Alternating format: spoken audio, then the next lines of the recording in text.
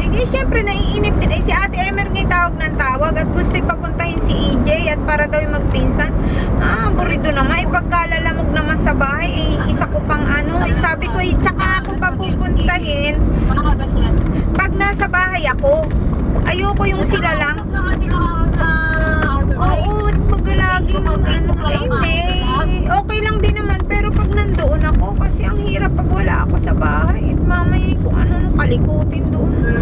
Pag naman nagpunta ka, perming sama sina Deseret mga ano. Ayoko nang may mga ganun sa bahay. Matahimik akong alam kong si CJ lang na. Hello, hindi ka kaya. O siya sige na si Tia Nidia ngayon dadating. Ay, uuwi ba si Tia Nidia sa ano? Sa bahay nila o diretsong ospital? Bahay daw muna.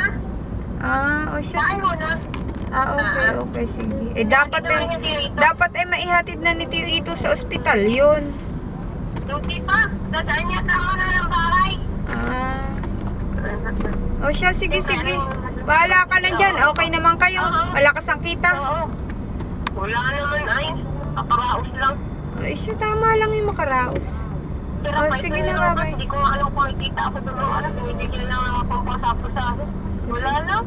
Hindi ko nila ako ilubot. Magdasal. Bye-bye. Kaya, sige, bye-bye. Okay, ingat. Bye-bye.